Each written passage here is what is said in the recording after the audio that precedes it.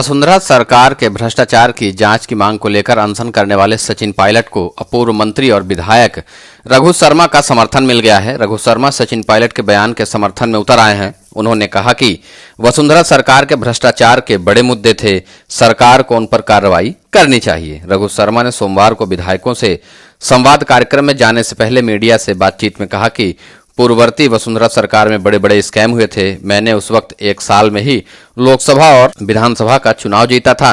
भ्रष्टाचार के मुद्दे बड़े थे।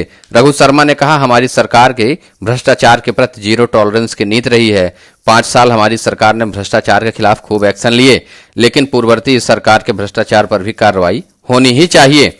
सचिन पायलट के संवाद कार्यक्रम से दूरी बनाने के सवाल पर रघु शर्मा ने कहा कि सचिन पायलट का कार्यक्रम पहले से तय था। विधायकों से 1-to-1 संवाद का कार्यक्रम अचानक तय किया गया। सभी विधायक अपने अपने क्षेत्रों में काम कर रहे हैं, इसलिए इस बात को ज्यादा तूल नहीं देना चाहिए। पायलट के 1 दिन के अनशन के सवाल पर रघु शर्मा ने कहा, हमारी पार्टी के फैसले पार्टी स्तर पर ही होते हैं।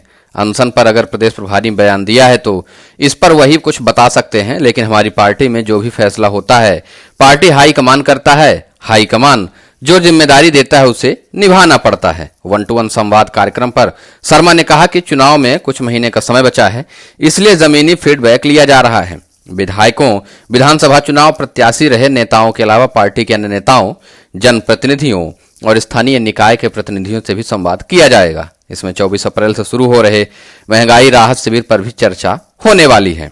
एक तरफ अशोक गहलोत और कांग्रेस प्रदेश प्रभारी सुखजिंदर सिंह रंधावा का पूरा प्रयास था कि सचिन पायलट के ऊपर अनशन में बैठने पर कार्रवाई की जाए। कांग्रेस ने अनशन पर बैठने से 6 घंटे पहले उनको एआईसीसी की तरफ से ऑफिशियल स्टेटमेंट जारी कर दिया कि अगर सचिन पायलट धरने पर बैठते हैं तो उनके खिलाफ कार्रवाई की जाएगी। लेकिन सचिन पायलट उसके बावजूद धरने पर जाकर बैठ गए और सुखजिंदर रंधावा ने यह भी बयान दे दिया कि उनके ऊपर कार्रवाई की जाएगी। लेकिन सुखजिंदर रंधावा के इस बयान का विरोध उनकी अपनी ही पार्टी के अंदर होने लगा। वर्तमान में राज्य सरकार में मंत्री प्रताप सिंह खचरियावास ने सचिन पायलट का समर्थन किया। रघु शर्मा ने भी सचिन पायलट का समर्थन किया।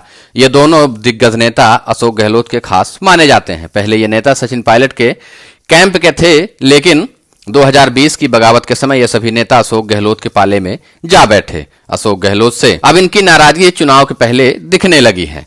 प्रताप सिंह खाचरियावास, डॉक्टर रघु शर्मा ने खुलकर सचिन पायलट का समर्थन किया है और उन्होंने कहा कि सचिन पायलट ने जो भी अनशन किया वह सही था। वसुंधरा सरकार के कई भ्रष्टाचार के मामले सामने आए थे, उन पर कार्रवाई तो करनी ही चाहिए। हो सकता है कि सचिन पायलट ने जो भी किया हो पार्टी को सही ना लगता हो, पार्टी अपने हिसाब से उस पर कार्रवाई करेगी, उस पर हम तो कुछ नहीं कह सकते।